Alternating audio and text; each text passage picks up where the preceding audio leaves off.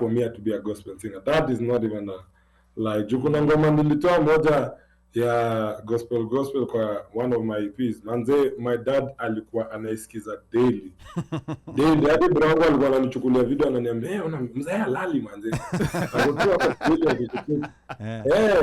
Yeah, and he still really watches my other songs, but I know he would have loved in time with your father being a pastor. You know, so because there's also that thing of okay, mbona, of course when you start singing in church, I guess mzee is happy, but now umeamua kwenda secular kiasi. Transition Kiwili Paul. Let me tell you, the funny thing is, I remember back then, so the music we used to do, unajua tulikuwa very cautious, naishi kwa mzae, siwezi imagine ovyo vile najisikia. Me, I'd say I'm very grateful for the parents that I have. Of course, I know they would wish that I would be doing other things, but they've supported me regardless of how they felt about this thing that I'm doing. So, yeah.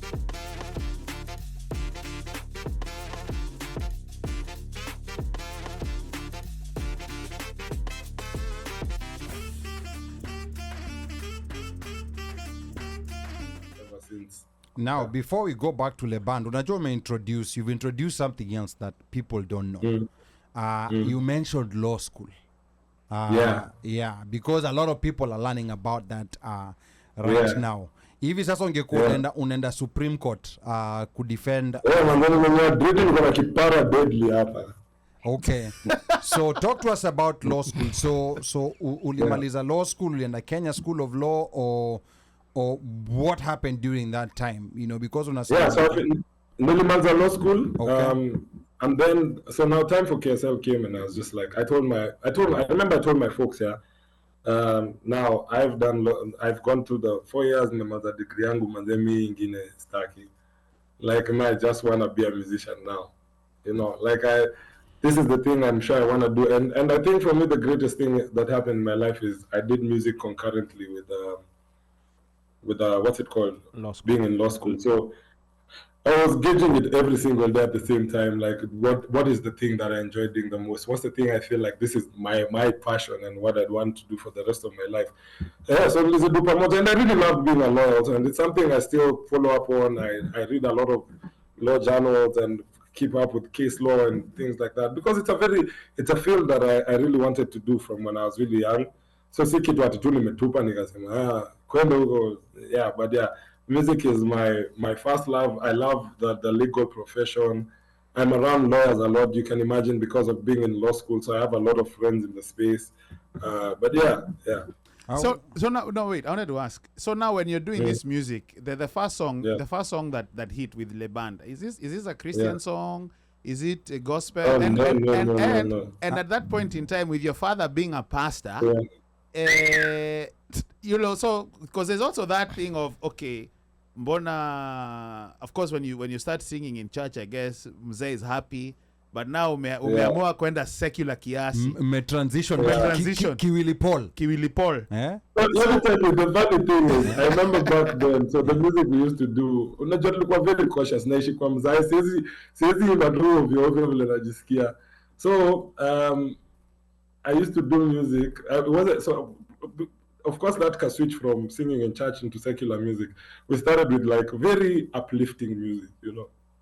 Lazima umwanzishe pole pole. Other day mwandangi tu nataka tudishiane. Pole pole. Unaanza tu pole pole. So mzee wangu hivyo ndo nilimwanzishia. So bro, let me tell you, my dad used to go to church. You know how pastors try or when it's your pastors when your son is mkora, jambo kusema hata aimbe wimbo ya Mungu lakini wimbo yake ni ya kumotivate watu, ya kupea watu courage to work hard. And that's what my dad used to say every single day, I remember. And then I just toured him one day with number one. The man was sick.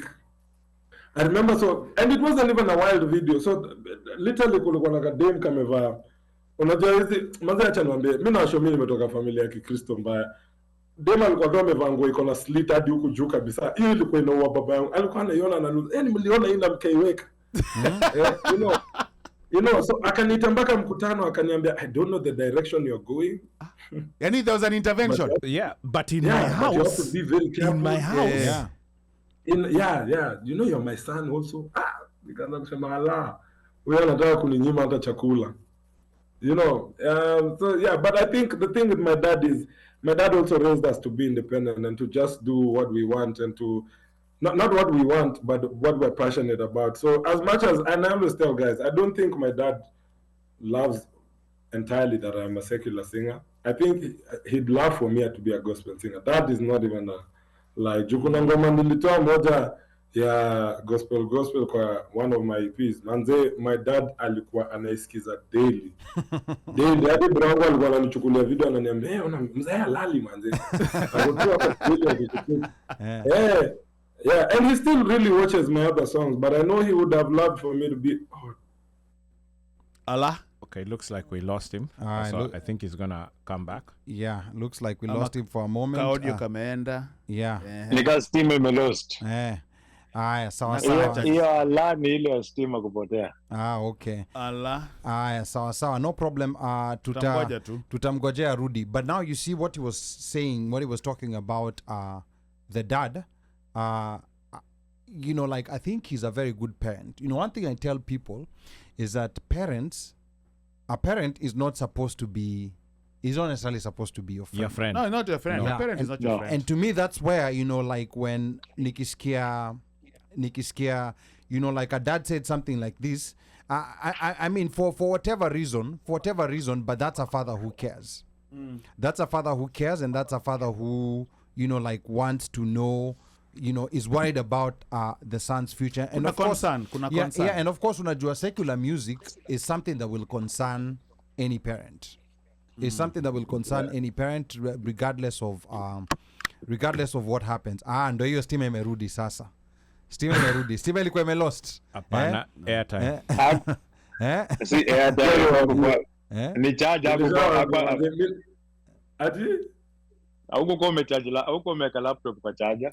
Acha niwaambie kitu. Unajua nimerealize nilikuwa nimeweka laptop kwa stima, but nimegundua hiki, you know that the way there's normally two cables on this to laptops. It had wachilia. My dog had gonga it. So this thing was not charging. Na hii conversation imebamba sasa mimi nilikuwa ndani kabisa. No worries. Tulikuwa tunafikiria labda pia ni watu wa NIS pia wanaweza kuwa yeah, tungeanza kutoa maposta saa hizi, you know, like kuna siku niligongewa kwa hii mlango, je, mnasema nini? Sasa tungeanza kutoa maposters free charisma. Usijali, at least tungekuwa na evidence we were there with you As it happened before they came and took you. Yeah.